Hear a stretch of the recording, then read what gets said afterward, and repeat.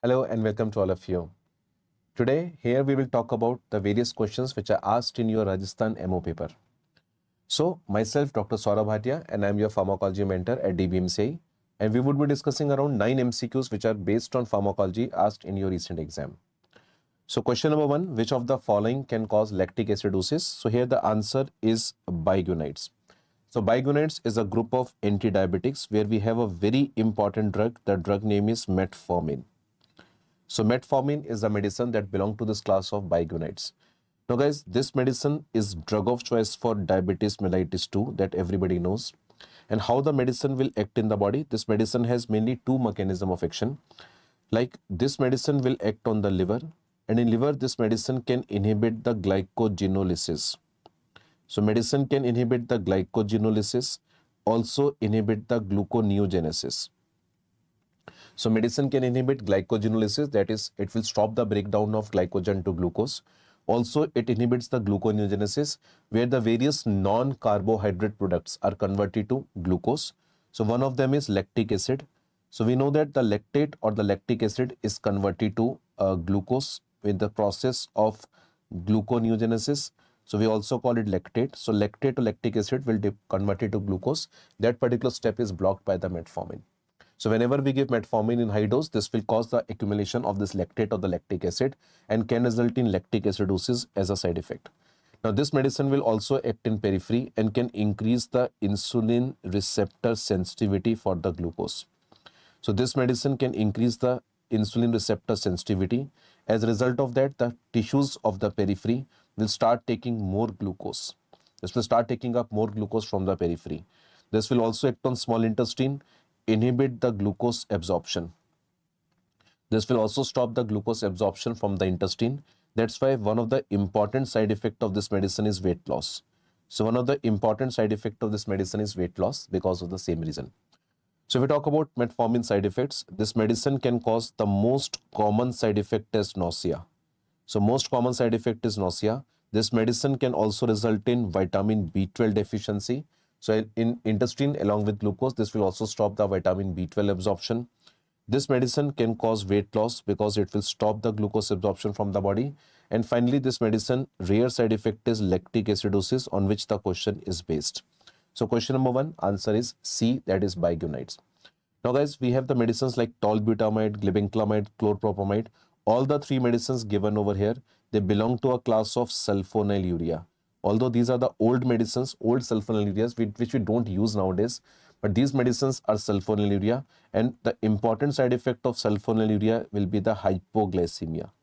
So these medicines can cause hypoglycemia. These medicines can cause weight gain as a side effect. So two important side effects of sulfonylureas are weight gain and hypoglycemia. So question number 1, answer is bigonides, answer is C. Question number 2, detoxification of the drug. Detoxification of the drug is controlled by which group of enzyme?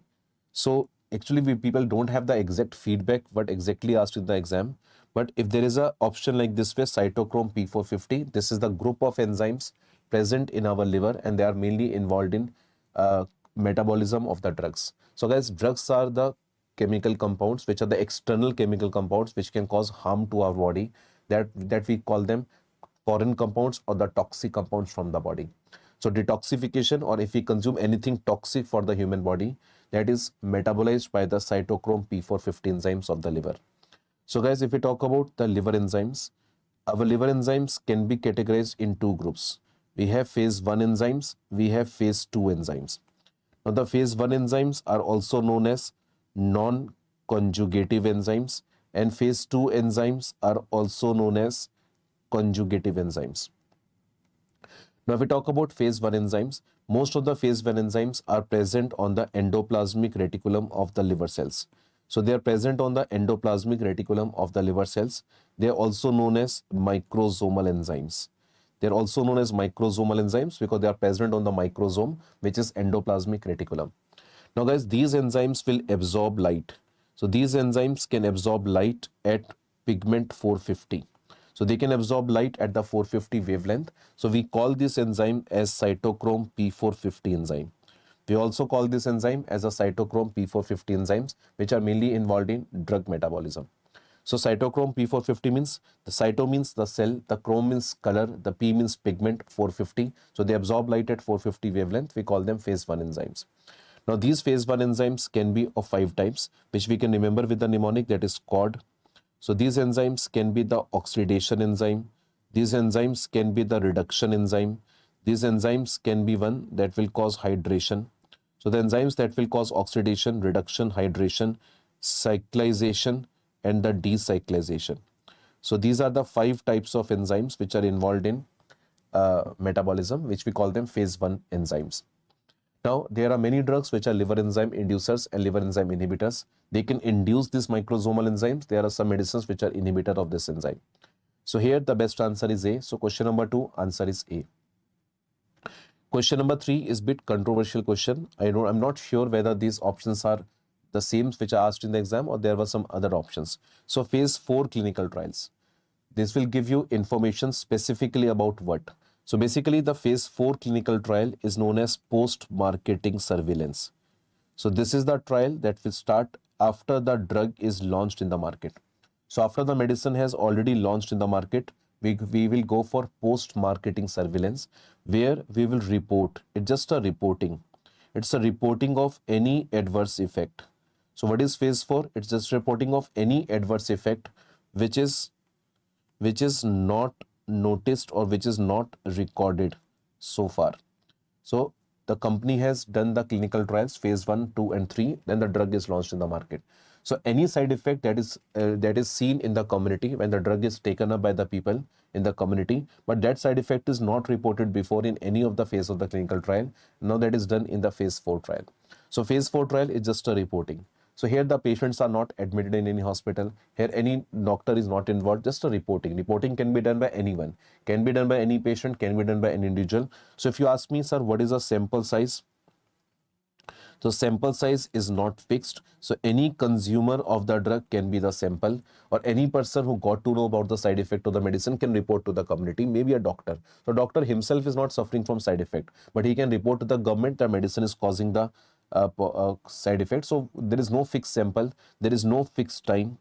So no fixed time of there is no fixed time duration of doing the trial.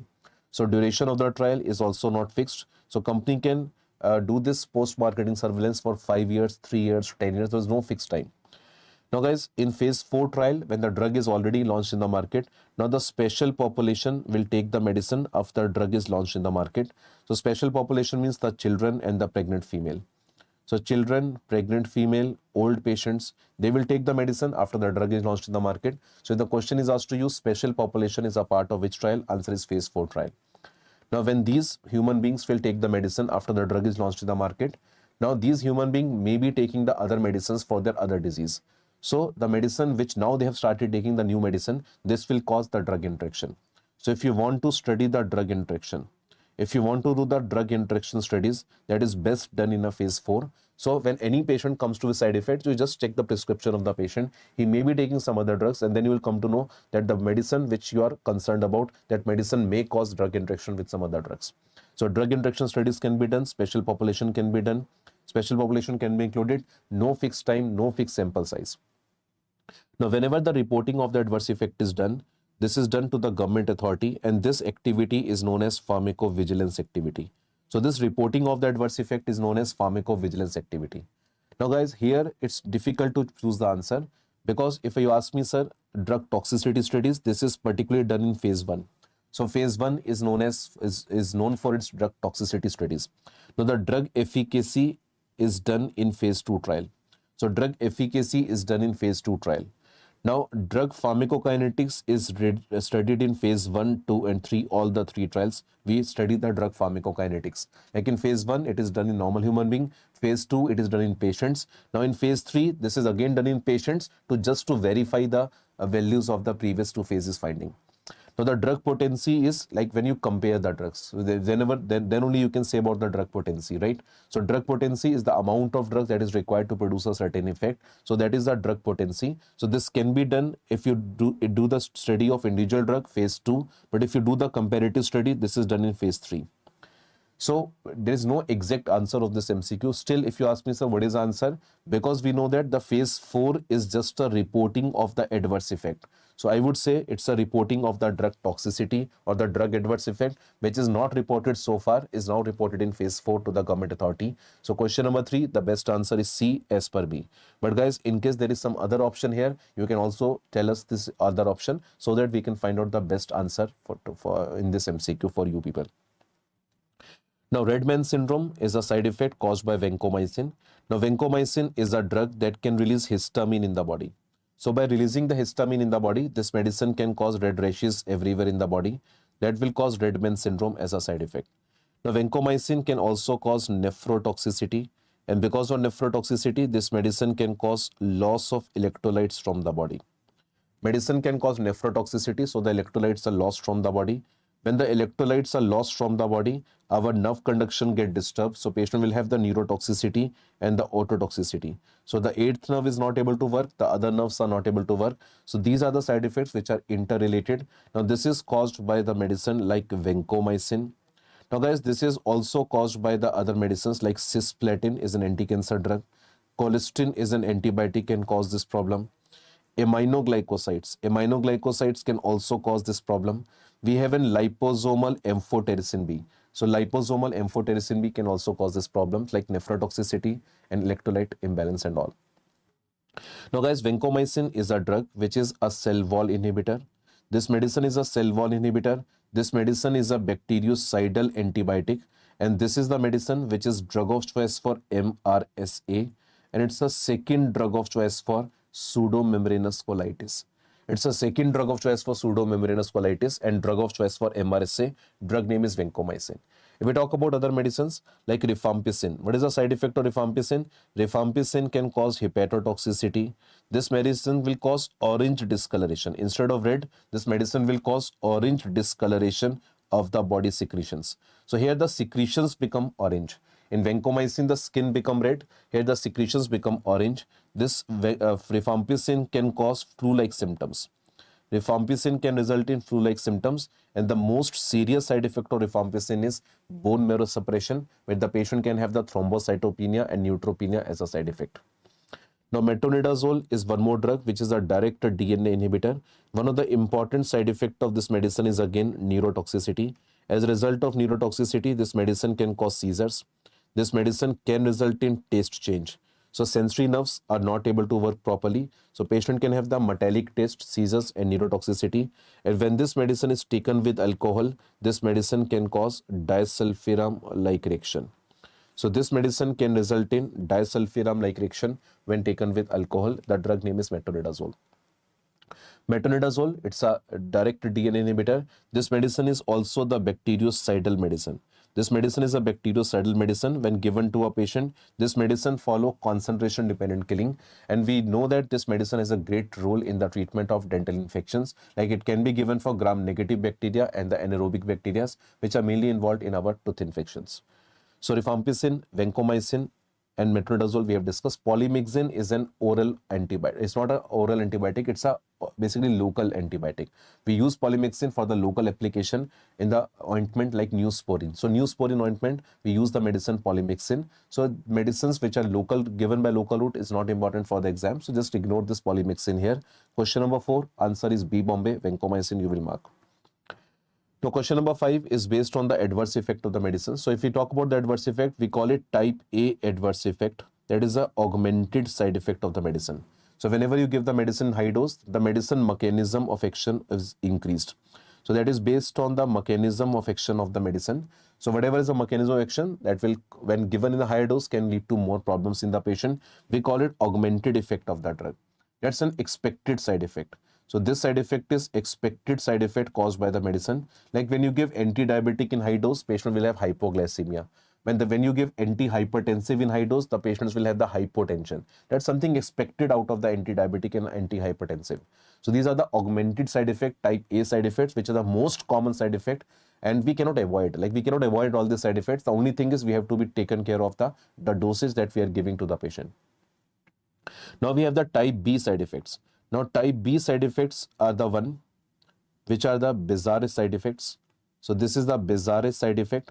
So that is not expected. So these side effects are not expected. Out of the box, these side effects will occur. So these side effects are not expected out of the drug. So these are the side effects which are most of the time is idiopathic. So we don't know the cause.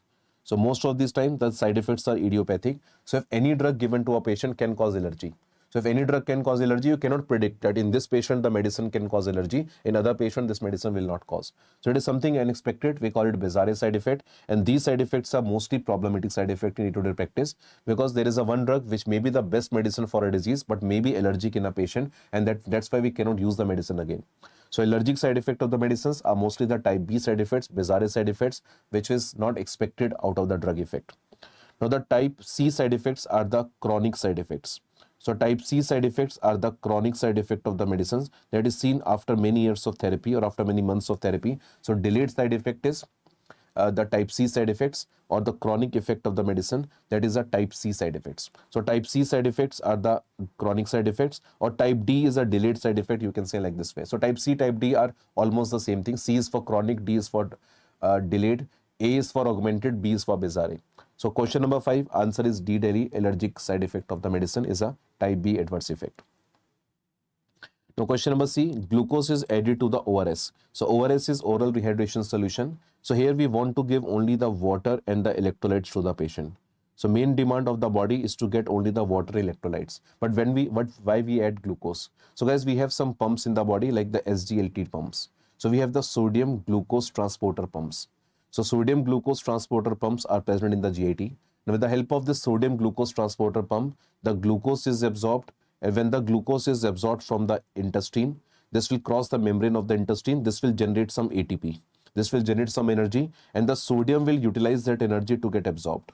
So sodium and water, they will get absorbed together because of the movement of the glucose that has generated an ATP. So the pump is sodium glucose transporter pump. So we add glucose in the ORS. This will solve many purpose. This will help in the absorption of the sodium, that is correct option. But that will also give the energy. This will also give energy to the patient. So this will also give calories to the patient. This will help in the sodium absorption. So these are the advantage of the glucose. This will also maintain the osmotic pressure. This will also maintain the osmotic pressure of the ORS. So these are the multiple advantage of using the glucose in the ORS. Right? So question number 6, answer is A. So why we add glucose? To increase the sodium absorption. Now question number 7, what does this pharmacodynamics stand for? So pharmacodynamics means the medicine mechanism of action. So what is pharmacokinetics? Pharmacokinetics is the effect of body on drug. So whenever we study the effect of body on drug, we call it pharmacokinetics. Here we have 4 components: absorption, distribution, metabolism, and elimination. We call it pharmacokinetics. Pharmacodynamics is the effect of drug on body. So D is for effect of drug on body. This is pharmacodynamics. Here we talk about the medicine mechanism of action. Here we talk about the medicine mechanism of action. So drug absorption, drug elimination, drug excretion is pharmacokinetics, but the medicine mechanism of action is the effect of drug on the body, that is pharmacodynamics. So question number 7, answer is A. Question number 8, the ligand of PPAR. So the receptor name given is PPAR, particularly there is a receptor PPAR gamma. So medicine will act on PPAR gamma receptor and involved in genes regulation for the glucose and the lipid metabolism. So here we have the medicine like rosiglitazone. So we have the medicines like rosiglitazone. We have the medicine like pioglitazone. So pioglitazone, rosiglitazone, these are the medicines. These medicines will act on PPAR gamma receptor, and by acting on PPAR gamma receptor, these medicines can result in increased glucose uptake. Medicines can result in increased uptake glucose by the tissues. So these medicines can increase the uptake of glucose by the tissues, and also these medicines can increase the lipid metabolism. Medicines can increase the metabolism of particularly the triglyceride. So medicines can induce lipoprotein lipase enzyme. By inducing the lipoprotein lipase enzyme, they can induce the metabolism of triglyceride. Now guys, rosiglitazone is a medicine that is withdrawn because of the congestive heart failure. So because of the risk of congestive heart failure, this is withdrawn. Pioglitazone is also outdated because of the risk of bladder cancer. So this medicine has a risk of bladder cancer. This is outdated. Rosiglitazone is already withdrawn because of the risk of CHF. Now guys, we have a medicine repaglinide. Now repaglinide is a meglinitide. Now this medicine will act like a sulfonylurea. So this medicine will act like a sulfonylurea. This will cause the release of insulin from the beta cell. Now the voglibose is the medicine which is alpha glucosidase enzyme inhibitor. This medicine is alpha glucosidase enzyme inhibitor, and the exenatide is a medicine which is a GLP-1 analog. So this question is based on mechanism of action of anti-diabetics. So guys, if I say anti-diabetic medicines, so anti-diabetic medicines I can classify in 4 groups. Like the one is insulin. So we have different types of insulins, like we have the rapid acting, short acting, intermediate acting, and the long acting insulin. So 4 types of insulins we people have. Number 2, we have the second group of medicines which are known as insulin secretagogues. Now these medicines which are insulin secretagogues, these medicines will help in insulin secretion from the beta cell of pancreas. So these medicines are number 1, sulfonylureas. So these medicines are sulfonylureas, meglinidides, like one option given in this MCQ, like repaglinide. We have the GLP-1 analog given here, exenatide. We have the medicines like DPP-4 inhibitors, like sitagliptin, or any medicine that ends with the word gliptin. Number 3, the third group of medicines are those that will result in increased uptake of glucose in tissues. The medicines that will increase uptake of glucose in the tissues, this is metformin that we have discussed in question number 1, and this is pioglitazone that we people have discussed in question number 7. So pioglitazone, metformin can increase glucose uptake. Now we have the medicines which can increase glucose elimination from the body.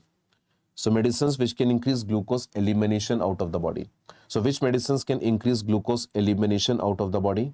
So the medicines are like acarbose and the voglibose given in this MCQ, alpha glucosidase enzyme inhibitor, and we have a new group of anti-diabetic SGLT2 inhibitors. So SGLT2 inhibitors and the alpha glucosidase inhibitor, they can increase the glucose elimination out of the body. So we have total 4 groups of anti-diabetics. The medicines are insulin, insulin secretagogues, the medicines which will increase glucose uptake, and the medicines which will increase glucose elimination out of the body. Question number 9 is based on anesthesia drug. In the conscious sedation, we can use nitric oxide oxygen in the which ratio? So guys, whenever we want a conscious sedation, we have to use the medicine. We have to use the medicine where the MAC is always the less than 0.5. So you always want to keep the MAC less than 0.5 in the conscious sedation. More than 0.5, the patient become unconscious. So if you want to keep the patient conscious, we have to keep the MAC value always less than 0.5. And we know that the nitric oxide is a medicine which has the MAC value, that is minimum alveolar concentration, is 104. So here we have to use the 50% of nitric oxide. So when we use the 50% of the nitrous oxide, then we can have this value as 0.5. So we want to reduce this 104 to half, approximately 0.5, less than 0.5. So I can give the 50% of nitric oxide most commonly. But here in this MCQ, if you have to be very specific, here there is no 50% nitrous oxide is given. So I will go for the 40%, because I know that 50% is 52, 104, half is 52. If I want to go below 50, then I have to give the nitrous oxide 40 and the oxygen will be the 60 here. So 40-60 ratio of the nitrous oxide and oxygen is given to a patient in conscious sedation. So question number 9, the answer is B, Bombay. Right? So this is all about the 9 questions that we people have covered.